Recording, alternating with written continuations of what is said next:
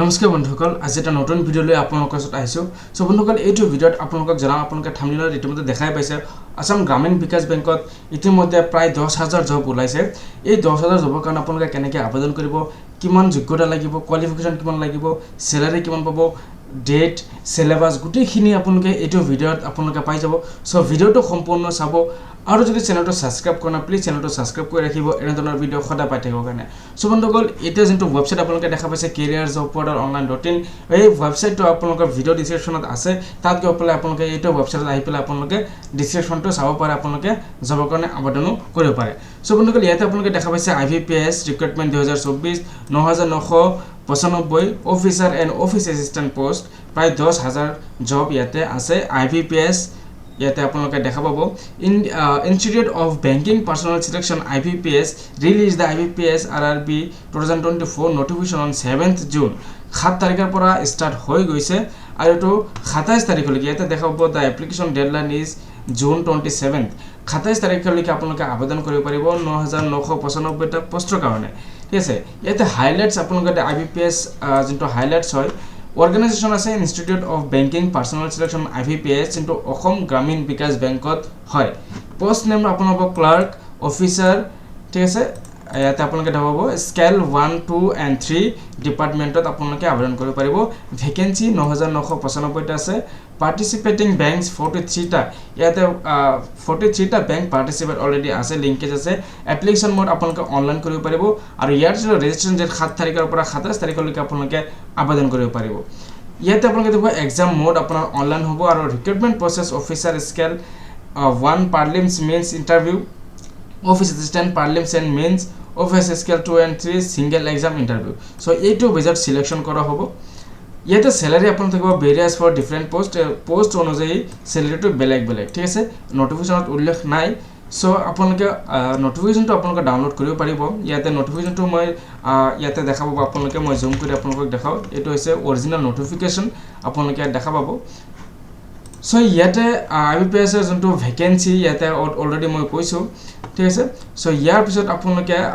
ভাগ জায়গা যদি মই ক'ব যাও অফিস অ্যাসিস্ট্যান্টৰ কাৰণে 5585 টা পোষ্ট আছে অফিসাৰ স্কেল 1 ৰ কাৰণে আছে 3499 টা অফিসাৰ স্কেল 2 এগ্ৰিকালচাৰ অফিসাৰ 70 টা আছে অফিসাৰ স্কেল ল 30 officer scale CA 60 officer scale second IT 94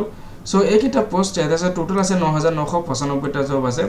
eligibility criteria যদি আপোনালোকে চাব যায় আপোনালোকৰ যোগ্যতা কিমান লাগিব তেতিয়ালে আপোনালোকে এটো আপোনালোকে দেখা পাব ইয়াতে IBPS RRB 2024 eligibility criteria the candidate must have complete of the following eligibility criteria to apply for IBPS RRB 2024 the IBPS RRB eligibility criteria include education qualification age limit and experience which have been detailed here so sara details yate dia ase gote details yate for officer scale third candidate should be 21 years old 21 বছৰ পৰা 40 বছৰৰ ভিতৰত হ'ব লাগিব আৰু for officer scale 2 candidate should be same eto 21 বছৰ 32 বছৰ হ'ব লাগিব আৰু for officer scale 1 candidate should be 18 বছৰ পৰা 30 বছৰ হ'ব লাগিব for officer assistant multiple purpose candidate should be above 18 years and below 30 years 18 বছৰ পৰা 30 বছৰৰ ভিতৰত হ'ব লাগিব এতিয়া হো এলিজিবিলিটি ক্ৰাইটেৰিয়া যেটো আছে নেশনালিটি সিটিজেনশিপ হ'ব লাগিব ইন্ডিয়ান হ'ব লাগিব আৰু এটা requirement citizen of or a subject of a Nepal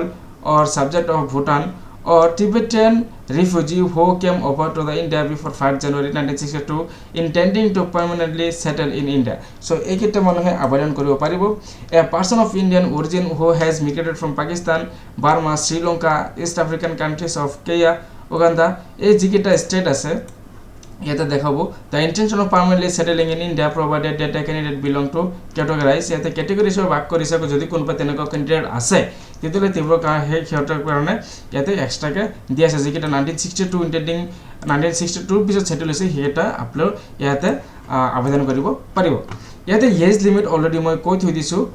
আৰু ইয়াতে ল্যাঙ্গুৱেজ যোনটো প্ৰফেশন থাকিব candidate apply for the post office assistant in any particular RRB are required to process proficiency in local language of the state UT in which the RRB is situated to be eligible for interview ঠিক আছে so এইখিনি আপোনালোকে চাই ল'ব এটা হয় education কোৱালিফিকেশ্যনটো আপোনালোকৰ office assistant multiple পাৰপাছৰ কাৰণে বেচেলৰ ডিগ্ৰী হ'ব লাগিব ইন এনি ডিসিপ্লিন যিকোনো ডিসিপ্লিন আৰ্টছ কমাৰ্চ সায়েন্স এটা হ'লেই হ'ল ঠিক আছে recognized ইউনিভাৰ্সিটিৰ পৰা হ'ব লাগিব proficiency in local language as prescribed by the participating RRBs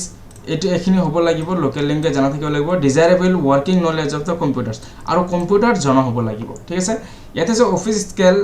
1 assistant ম্যানেজাৰৰ কাৰণে bachelor degree in any discipline bachelor degree হ'ব লাগিব আৰ্টছ কমাৰ্চ আৰু যিকোনো তাৰ পিছত ৰিকগনাইজড ইউনিভাৰ্সিটিৰ পৰা হ'ব লাগিব will be given to the candidate having degree in agriculture আৰু ক্যান্ডিডেটজন heavily agriculture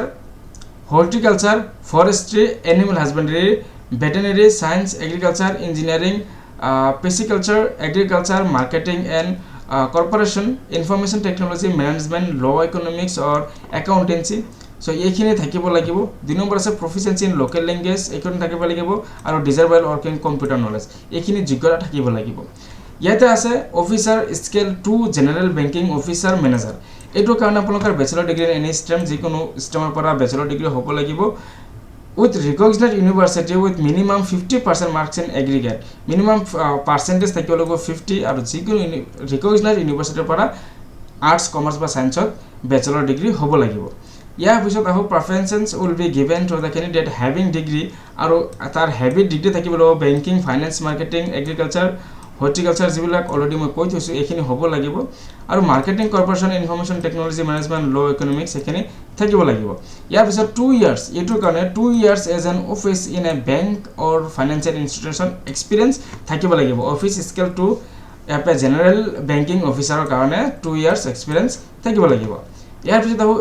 officer scale 2 specialist officer ইয়াৰ কাৰণে information technology officer bachelor degree from a recognized university in electronics communication and computer science আৰু electronics ত bachelor degree হ'ব লাগিব information technology or its equivalent with a minimum 50% marks in aggregate তো এইখিনি থাকিব লাগিব 50% marks থাকিব লাগিব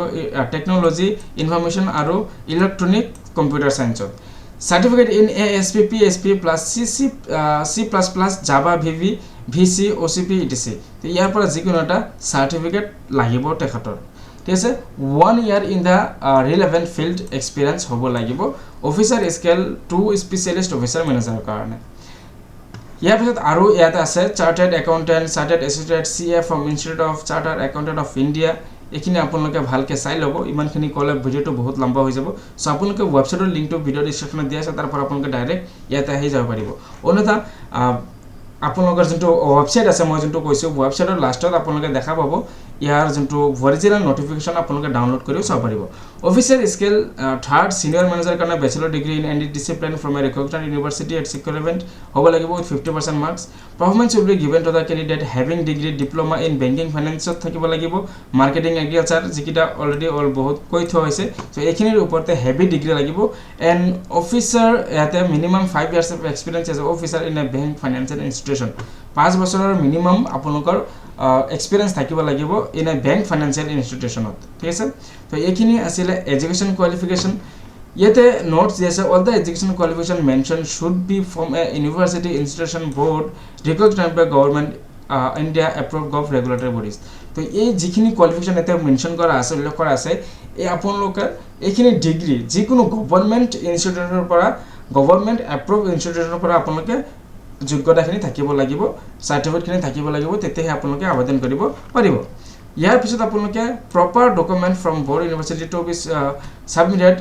at the time of interview for the post officers তো আপোনালোকৰ প্ৰপাৰ ডকুমেন্ট সাবমিট কৰিব লাগিব for post officer scale 1 2 and 3 এই তিনিটা পোষ্টৰ কাৰণে তাৰপিছত and at the time of joining for the post office assistant multipurpose তো এইখিনি আপোনালোকে চাই লব তো ইম্পৰ্টেন্ট ডেট অলৰেডি মই কৈছো 7 তাৰিখৰ পৰা আৰম্ভ হৈ গৈছে ঠিক আছে 7 জনৰ পৰা আৰম্ভ হৈছে 7 জনলৈকে থাকিব আৰু IBPS exam training 22nd to 27 জুলাইলৈকে থাকিব আৰু ইয়াতে IBPS Pro PO and Clerk Prelims exam হ'ব 3rd 4th and 10th 17th and 18th August এইখিনি হ'ব আৰু আপোনাৰ পো main single officer 2nd and 3rd 29 September 2024 হ'ব অফিস অ্যাসিস্ট্যান্ট মেইনস এক্সাম হ'ব 6 অক্টোবর 2024 ঠিক আছে ইয়াতে হ'ব selection process The IBPS RRB selection process involves two stage prelims and means on the other hand তো এইখিনি আপোনালোকে চাই ল'ব সিলেকশন প্ৰসেছখিনি ইয়াৰ পিছত আপোনালোকে এক্সাম প্যাটাৰ্নছ ইয়াতে দিয়া আছে গোটেইখিনি কলে বহুত ভিডিও লম্বা হৈ যাব আপোনালোকে ওয়েবসাইটত আহিব ওয়েবসাইটৰ লিংকটো ভিডিও ডেসক্ৰিপচনত দিয়া আছে তাৰ পৰা ইয়াত আপোনালোকে আহি কিনে গোটেই বস্তুখিনি আপোনালোকে চাব পাৰিব মাৰ্কস দিয়া আছে কোনটো সাবজেক্টত কিমান মাৰ্কস ইয়াতে কাটিব ৰিজনিং জেনাৰেল এৱাৰনেছ নামেৰিকেল এবিলিটি ইয়াতে আপোনালোকে দেখাব হিন্দী ইংলিশ ল্যাঙ্গুৱেজ গোটেই ইয়াতে দিয়া আছে ইয়াত আছে ইম্পৰ্টেন্ট ডেট অলৰেডি মই কৈছো আপোনালোকে যেতিয়া লাষ্টত আহিব পোষ্টৰ লাষ্টত এটা আহিব এপ্লাই অনলাইন লিংক আপোনালোকে ইয়াত পাব নটিফিকেশন ডাউনলোড ইয়াতে আপোনালোকে নটিফিকেশন ডাউনলোড কৰাৰ লগে এনেকা ধৰণৰ নটিফিকেশন আপোনালোকৰ ওচৰত আহি যাব সো এই নটিফিকেশনটো আপোনালোকে ভালকে পঢ়িলে গম পাই যাব আৰু যদি আপোনালোকে অনলাইন আবেদন কৰিব বিচাৰে এপ্লাই অনলাইন ৰেজিষ্ট্ৰেচন লিংক ইয়াতে আপোনালোকে ক্লিক হেয়াৰত আপোনালোকে ক্লিক কৰিব ক্লিক কৰাৰ লগে লগে আপোনালোকৰ ইয়াতে যেটো আছে apply online IBPS RRB office assistant clerk active আৰু ইয়াতে এপ্লাই অনলাইন ফৰ IBPS ইয়াতে 13 officer scale 1 PO 2 and 3 active so এই দুটা পোষ্টৰ কাৰণে বৰ্তমান এক্টিভ আছে এই দুটা পোষ্টৰ কাৰণে আপোনালোকে আবেদন কৰিব পাৰিব সো ইয়াতে আপোনালোকে যোনটো পোষ্টৰ কাৰণে আপোনালোকে আবেদন কৰিব সিম্পলি হেটো যে আপোনালোকে যদি এপ্লাই অনলাইন ফৰ IBPS ইয়াতে 13 অফিস অ্যাসিস্ট্যান্ট ক্লাৰ্ক এক্টিভ এটোৰ কাৰণে যদি আপোনালোকে আবেদন কৰে সিম্পলি এটা ক্লিক কৰি দিব ইয়াতে ক্লিক কৰি দিয়াৰ লগে লগে আপোনালোকৰ যোনটো ৰেজিষ্ট্ৰেচন লিংক ইয়াতে আপোনালোকে দেখাব click here for new registration আপোনালোকে ইয়াতে ইন্টাৰ ৰেজিষ্ট্ৰেচন নাম্বাৰ পাসওয়াৰ্ড আপোনালোকে যদি অলৰেডি আছে ৰেজিষ্ট্ৰেচন কৰা আছে তেতিয়াহলে আপোনালোকে ইয়াতে ৰেজিষ্ট্ৰেচন নাম্বাৰ দিব পাসওয়াৰ্ড দিব ক্যাপচা কোড দিয়ে সাবমিট কৰি দিব আৰু যদি আপোনালোকে ফ্ৰেশ হয় ৰেজিষ্ট্ৰেচন কৰা নাই তেতিয়াহলে click here for new registration ইয়াতে ক্লিক কৰিব ক্লিক কৰাৰ লগে লগে আপোনালোকৰ সন্মুখত ফৰ্মখন আহি যাব সো এইখন আপোনালোকে নেম কনফাৰ্ম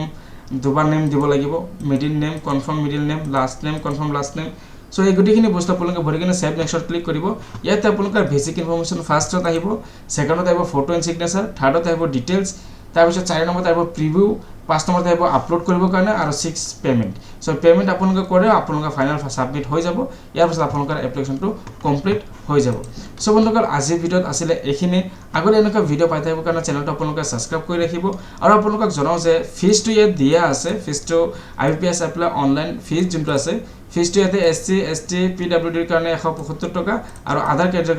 ক্যাটেগৰিজৰ কাৰণে আছে 850 টকা ফিজ আপোনালোকে দিব লাগিব ইয়াতে মেনশন আছে ক্লিয়াৰলি অফিশিয়াল ওয়েবসাইটতে মেনশন আছে সো এখন ওয়েবসাইট অফিশিয়াল ওয়েবসাইট ইয়াৰো লিংকটো ভিডিও ডেসক্ৰিপচনত দিয়া আছে আপোনালোকে ডাইৰেক্ট ইয়াতে আবেদন কৰিব পাৰিব সো বন্ধুসকল আজিৰ ভিডিও দেখিনে আগলৈ এনেকুৱা ভিডিও পাই থাকিব না চেনেলটো সাবস্ক্ৰাইব কৰি ৰাখিব